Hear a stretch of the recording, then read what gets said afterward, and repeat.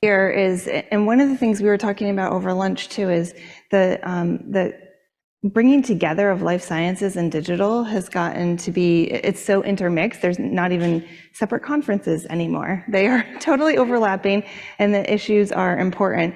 And so we thought we would play off some of the topics that were discussed earlier a little bit by Bill and my colleague Jim during their fireside chat, some of the use cases in the life sciences and just kind of grapple with the quality, the regulatory, and the validation issues that we are seeing. So as was in the introduction, I'm a regulatory compliance attorney, and so I really look at this from where the rules, the regulation, the policy is going.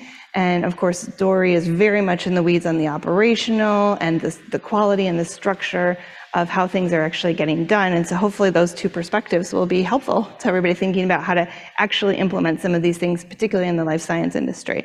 So to get us kicked off, let's talk about a use case in particular. We've been talking a lot about this drug discovery, right? Software in drug discovery.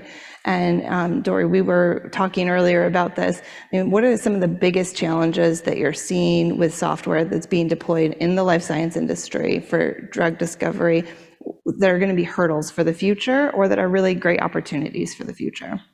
Well, I think, Bethany, the biggest disconnect today is that in R&D, there's so much innovation going on. And on the operational side and commercial side, we're still an industry of laggards in many operational sorts of ways and quality ways. So while the R&D side wants to come in with all these cool stuff, and I was really excited about a lot of the talks today because it's really super exciting, but if we're not talking the same language from a quality perspective for software, and we're talking about specific software, we're not going to be able to get to that scale or get to the speed of which the companies want to grow and get to regulatory approvals to get to market fast enough. And so we really need to shift how we think. And that rethinking needs to happen sooner rather than later in the earlier conversations as well. If we shift left as much as possible in a software quality engineering perspective, an operational model perspective, and get all the right stakeholders at the table sooner rather than later, I think a lot's more possible for us. Right, and in addition to getting the stakeholders at the table, there's also, which was a great talk by the VP from Metadata, whom I'm forgetting her name, she's over there, who is really gearing up and training up your people so they become experts in this new type of technology, not just in quality. So maybe you can speak a little bit about that. Yeah, so the expert piece is really key here, right? So I'm a chemist. I made active pharmaceutical ingredients in the beginning of my career. I moved into quality, but I'm not a technologist, but we need technologists and data scientists at the table now in order to inform what strategies we move forward with, what's really required for the intended use of the products that we're making, whether it's a combined product, whether it's a software as a medical device or software embedded as a medical device, all the combinations that occur, and we need more of those diverse thinkers in the design and discovery phase as quick as possible. Right, and you mentioned another issue, which is the intended use. So we've been talking quite a bit about this. One of the things that is striking is that there is a really good regulatory foundation that has developed painfully, admittedly it's been painfully, for software as a medical device. Mm-hmm. And that helps us understand what you have to do for validation, how you're going to develop the clinical information, and how to get through the FDA regulatory process. Mm-hmm. But for tools and solutions that are not medical devices, there's a different kind of vacuum of information. And so how we think about those tools is one of the things that you help people with all the time, and that's the operational struggle. Yeah, it's the differentiation between what is going to be approved as the actual device itself and what software goes into that device and what needs to be controlled. And then what is operationally necessary in order to keep the ongoing maintenance of those applications that we're developing. And that differentiation really needs to be clearly laid out with strategies. And most of the big pharma, big medical device companies just have general policies on those things and not enough differentiation in order to keep things moving at the pace in which we need to go to. Right, and even in, so let's take another use case scenario, like we've had a lot of conversations today and throughout the program about collecting data in clinical studies, obviously making sure that the data that's coming in is of high quality, that's either for research purposes that can help deploy other tools or for actual approval of something that's being studied. And within that context, software in clinical studies is being used more and more and more.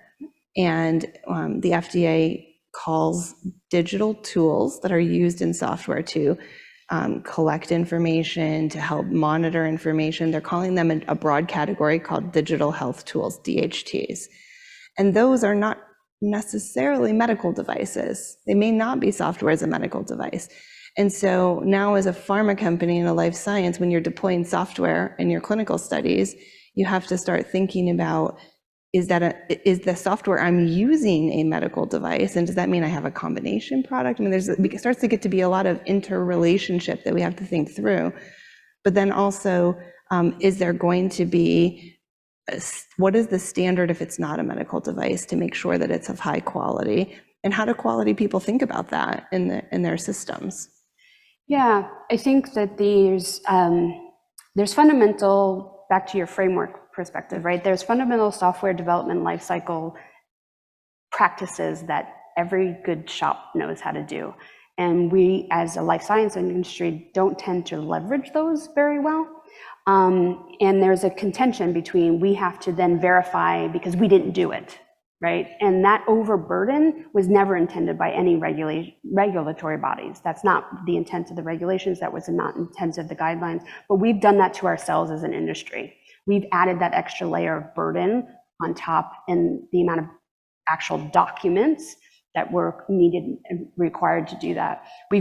Some have moved into an electronic document management way to manage that, but it's still the technical debt that we're building in those models is not sustainable long-term. If we want to get to weekly, daily pushes, right, of software packages out to the end users, wherever they may be across the globe, because you want a clinical trial to be that fast, we need to rethink how we're going to do that. And it gets back to the basics.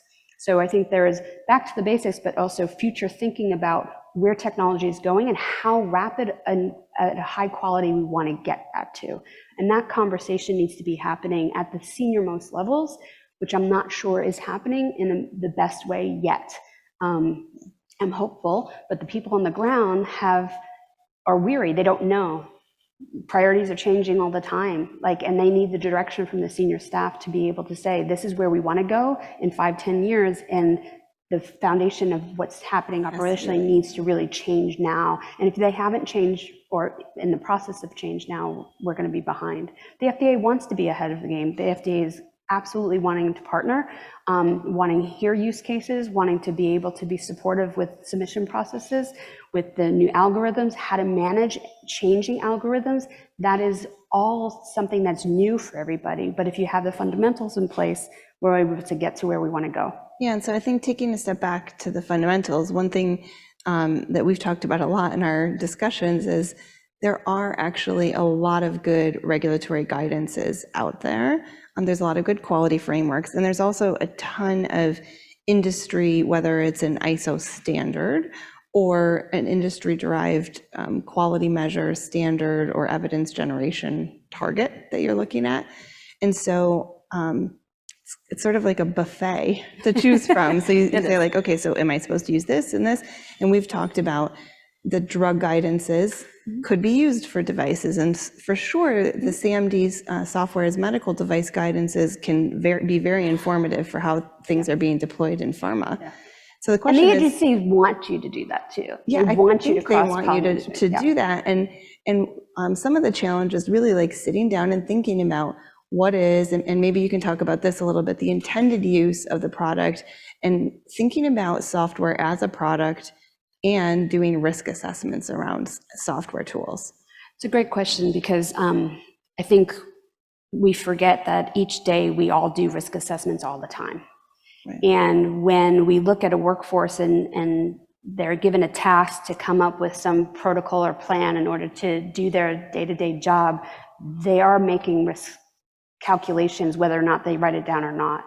But what we're asking folks to do now is take one step further and actually do real risk analysis on requirements and what is part of critical to quality attributes for the software that's being asked to be built. Not everything about a piece of software is going to be treated the same, right? The color of the app and the buttons of the app don't really matter, but what's the calculations behind buttons, how they connect and how they interact with other pieces of software is so much more critical today than ever before. So it's really kind of like narrowing down and hyper-focused on what's important, because we can't spend time on everything. We want to get to that rapid deployment. So where do we focus our time? How do we do our risk assessments?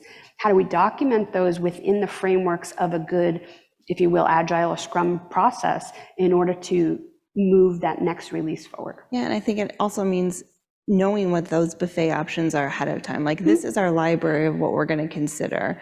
And so when we have new software tools that we're either going to bring into our system or that we're going to develop on our own, that we are going to do a risk assessment, and we know that certain risk parameters are going to force us to choose these different types of systems, because we do need the software validated. The level of validation is really the question. Yeah, when we go, jumping forward to data sets for AI and machine learning, we're going to want to get to a standardized operating model too, whereas almost you have an open source tool set to be able to go up and grab in order to run simulations, right? And that too will and are standardized processes because they're following good software development life cycles, right? So we can trust and ensure that that's going to happen as well. We also want to use open source tools. We want more collaboration, and being able to utilize tools, software tools, where we want is important, because we don't have to invest those dollars over and over again on the individual organization level. It's taking a step back. Some of the things that we're hearing a lot about for artificial intelligence, machine learning, and the future, which is really the theme of like what is the change here. There's calls at congressional level for broader regulation, to slow things down, to have kind of really industry agnostic, like AI as a tool will have to meet certain standards. So it's a new level of requirement.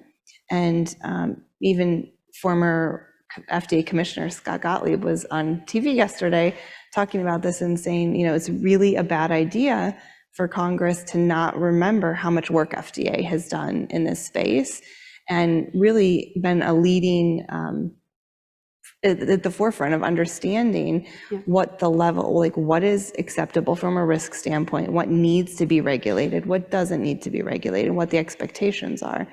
And there's, I think, a concern that more broadly, this AI and the concern of generative AI, and some thoughts that we really need to redefine our regulatory control of this tool could actually slow down or hinder what's already really a robust system within the life science and medical device industry. So that's just another comment. I know we've talked a lot about. Yeah, we did, but I want to make sure that folks know that the FDA and other regulatory bodies similarly want feedback. They've launched another innovation clearinghouse to come in to be able to play in a play space. Like, there's lots of things that are going on that I don't think all organizations know or take advantage of, and are also fearful of. They're on the quality side, at least in corporate quality side, there's a fear of talking to regulators in advance of when you need to. And that's a very old mindset, and we can't sit in that anymore. We have to transition to being a growth mindset of wanting to collaborate, wanting to share across the pond, all of those sorts of things. We're really not different. I get a lot of questions of, oh, well, MHRA does this and FDA does that. It's not really true. We're all kind of doing the same thing and just learning how to collaborate together. Well, I think that there's a lot of opportunities for the future. And I do think that remembering validation, quality, and all of the requirements for the foundation is going to be the key. Do you have any final words for the audience of like what to think about for ML and AI going into the future? I think it's just try it. I mean, I think, you got to experiment with it and and advocate for what you need as an organization or a business that you're developing. Like if you really feel strongly about that, you reach out in advance to the agencies and they'll work with you. So absolutely great.